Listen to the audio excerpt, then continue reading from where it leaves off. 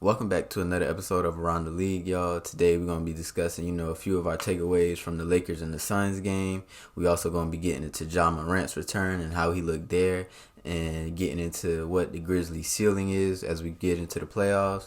And we also going to briefly discuss, the Western Conference and just how congested it is, and try to give a little prediction on what the standings will look like, between around like 4th through, 10th up into the play-in. But before anything else, don't forget to like and subscribe, and also check out our website at brownsportsreport.com for frequent articles and updates, of anything going on in NBA and NFL. If you want to keep up to date, or you want to, see some stories and, just check up on a few things, check out our website, see if you like it. But let's waste no more time and get right into it.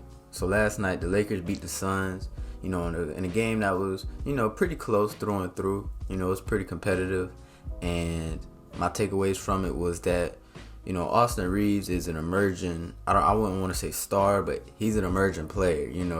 His jump from not even just from year to year, just from these last, couple of weeks, he's playing some of his best basketball, and he's really been a key part, keeping the Lakers alive until we get, further information on what's going on with LeBron and his injury. But, he's been, I'll say, next to AD, probably the most valuable player in this stretch of games that they've been playing. And it's hard to describe just what made him take that leap, or what's making him take that leap. But he's being more aggressive. He's never lacked confidence. He's being extremely even more aggressive than what he once was. He has a good handle. He's a good secondary wing ball handler, a guy you kick out on the wing and create something. He's very good at the point of the attack, attacking off screens, finding ways to probe a defense, get inside and draw fouls, which I think is probably his best skill right now, is, his ability to create contact and, sell a call and get to the free throw line, which is going to be very valuable.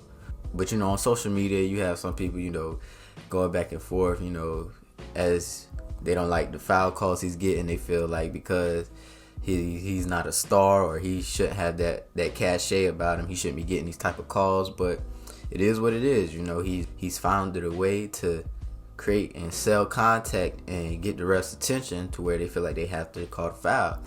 And that's very good throughout the course of a game, because you can slow down the game, get easy buckets at the free throw line, because he is a short free throw shooter. And he's been one of the best players on the Lakers this year, especially with the absence of LeBron. And he's been probably the most consistent, regarding, he's always healthy, he's always ready to play, he always competes, and you can always rely on him, which I think is great. And I think it would be pretty big if LeBron can get back and the Lakers end up making a push, if they can. But if you didn't watch the game, up to the first half, it was pretty close. And, it was looking like a back and forth game. Both teams were, getting some good shots. Both teams were playing pretty hard. But in the second half, Anthony Davis really took that game over in the second half. And that pretty much separated the game. And even though it was close throughout, once AD started taking over, the momentum was in the Lakers' favor. This seems like this is the Lakers' game to lose. It feels like they have this game in their hands, and all they got to do is hold on to it, and they can come out with a win. But, with AD, he did only have 7 points in the first half, which is pretty frustrating if you're a Lakers fan, because you want to see AD aggressive all the time. You want to see him do what he always do. You want to see him catch the ball on the block, drive into the hole, create contact, get to the foul line, get these and ones, get these putback dunks, crash the offensive glass. And, that's really just been the biggest, negative with AD, is just that his motor doesn't always run high. He doesn't always bring the same intensity, possession, game by game. But, he did show up tonight in the second half, and the Lakers needed it, because this was a much needed win. Because right now they're in the 10th spot now after that win. And they're trying to survive, and at least survive the play-in, to where, they could have the chance to make it into the playoffs. But another thing I wanted to look at was the defense. The defense tonight, a lot of people might not mention it, but from watching the game, although neither team went on like a crazy run on where, they just kept getting stops after stop. No team couldn't score for a certain stretch of the game. But, it just felt, it was good defense throughout the game. And what I want to talk about is the Lakers defense, the way they were guarding the Suns in the first half especially. I think it was pretty good. They only held Devin Booker to like 8 points in the first half. And they did a pretty good job. Now, what I will say with how they game plan for that, they put Vanderbilt on Booker. And obviously, Jared Vanderbilt is their best, wing defender. But I think I would have at least tried Troy Brown Jr. on Devin Booker. Reason why is because I think Troy Brown Jr. comes off screens a little bit better. And Jared Vanderbilt is a more physical defender. And Devin Booker is one of the better guards in the league who can sell a call and, get fouls.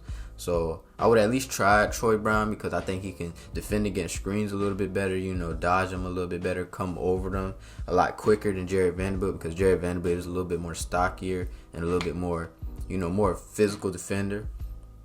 But besides that, the Lakers had a pretty good game plan. I love the way they defended Chris Paul down the stretch. They put Schroeder on Chris Paul, picked him up full court, and Chris Paul, he always loves to come off the screen right at, in the middle section, right at that free throw line, the 3-point range. He loves to come off the screen, kind of drift to his left, and that's where you get that drifting, 15-footer, that drifting mid-range jumper that's, basically been a staple in his career. But, Schroeder is a very pesky defender. Maybe not as good as, keeping his feet there, but he's very pesky with his speed and his quickness and reaction time. And he disrupted Chris Paul very well. And I think that played a big role in keeping the Suns at bay in that fourth quarter when it was getting a little close. Now, looking at the Suns real quick, the reason why I'm not going into the Suns right now is because, even though they did lose, I don't think this was a bad loss. They were missing Kevin Durant and DeAndre Ayton, two of their best players. But they were coming off, a decent stretch of basketball, and they're still staying right now in like the fourth spot. And it's not like they got blown out or anything. So this was a loss, but I don't think it was a bad loss of any stretch. But I do think down the line they will really appreciate getting Kevin Durant and DeAndre Ayton back in the lineup. With Durant, it's looking like he probably just going to miss the rest of the year. And with Ayton, I'm not too sure. I think it was like a hip injury. And we'll get further more on that, as time goes on. Hopefully he can get back sooner so we can see him play. But moving on to the Memphis Grizzlies and Ja Morant. So last night, Ja Morant made his return after, his whole ordeal with, back at the Denver nightclub where, the Instagram Live, that whole situation, he did get suspended for 8 games, but he was already away from the team for 6 games and missed 6 games. So, that went towards his suspension. So he only had to miss 2 more games. And he could have played Monday, but he sat out. He was on the bench. But he did come off the bench last night against the Rockets. And we got to see him, play some basketball, which was pretty great. And, Ja Morant, he's one of the most electric superstars in the league right now. One of the up-and-coming faces of the league. And it's always good to see him play. That's why I wish, he just gets himself under control and, just stay out the way and do what he has to do to, basketball is the only thing, that he can focus on right now and just, take advantage of it. But talking about his play, he did come off the bench, and I think the main thing I took from it was, he didn't lose a step. It's not like he was out with injury or anything. It was more just, personal, mental, just dealing with off the court stuff. But he did come back. He came in electric, going straight to the rack, high flying, nice dunks, nice and one layups. And, when you start to see it and when you start to look at it, Ja Morant is one of the better point guards in the league. I mean, even before last night, that was pretty obvious, but I just want to reinstate that again. He's one of the best players in the league right now. The way he attacks off a screen and the way, he creates angles with his layups and his dunks is very hard to guard. And, as he gets more acclimated and gets back into motion with the team, he's going to get right back to where he was beforehand.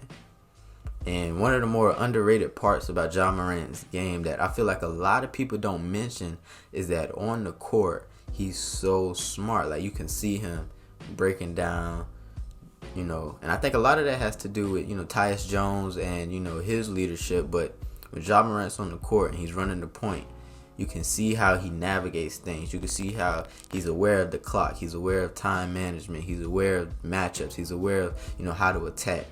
And I think that's going to be big down the stretch and taking advantage of matchups and attacking the defense and improving their half-court offense, especially in the playoffs, because that's one of their biggest weaknesses right now is their half-court offense, the Grizzlies. Ja, he came back, played nice, and, I'm glad he's back. And I'm sure the fans of Memphis are glad he's back, and it'll be great to see, what Memphis can do down the line. But for our final one today, we're going to get into a little brief discussion about, the Western Conference standings and just figure out how it's all going to play out. Now, obviously, the top three teams are kind of a lock right now. You got Denver, Memphis, and Sacramento. You got those three teams. I think those three teams are for sure top three seeds in the West. Now, everybody else is everybody else. And, besides the Suns, who I think can play good enough to maintain that fourth spot, after that is very iffy because the Clippers did hold on to that fifth, sixth spot a lot of the times, but Paul George just got hurt. And when you look at Paul George and what he does for that team, and, when him and Kawhi aren't together, they aren't that good of a team.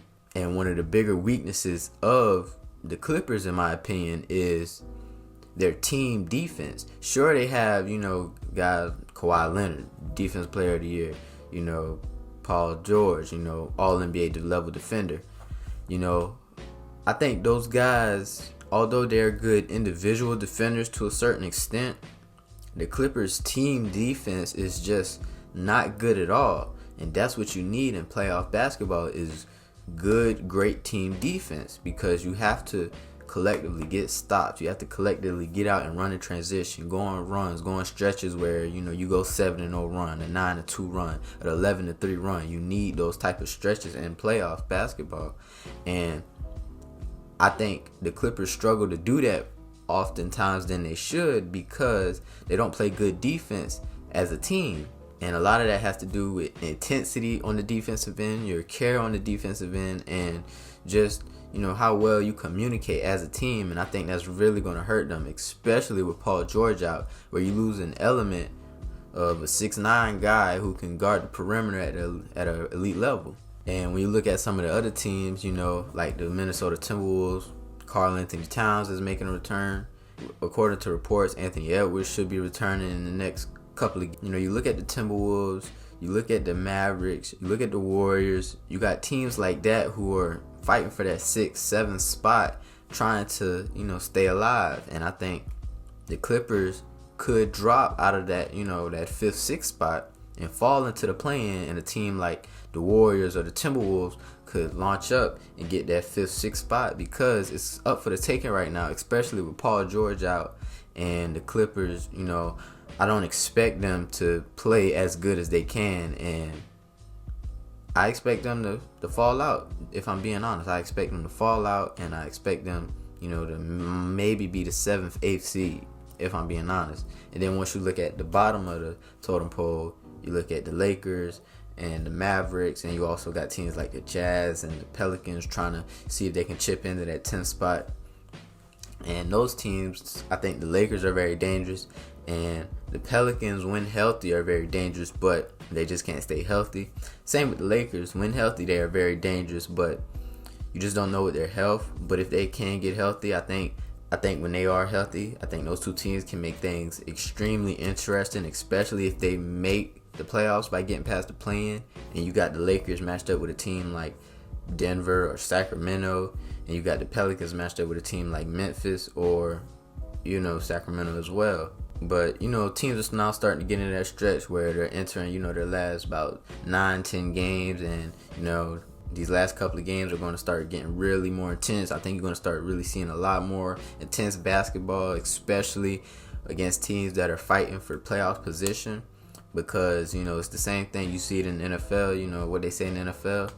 You always want to go into the playoffs with a win. You always want to go into the playoffs with a winning streak, So I think teams are really going to start trying to hit that stride, hit that end of season momentum, so they can go into the playoffs feeling good, having momentum, feeling up, and that way, they could be on the uprise and they could be on the trending upwards. That way they could, keep on rising and translate into the playoffs. But nevertheless, the end of this season is going to be very intriguing and interesting, especially in the Western Conference, as we look at, the bottom tier seeds fight for that playoff spot. And in the Eastern Conference, you're going to start seeing, Philly and Boston, kind of fight for that second spot. And I think that's going to be very interesting. That's all we got for this one. Once again, don't forget to check out our website at brownsportsreport.com. Do me a favor, check that out, see if you like it or not. But don't forget to like and subscribe.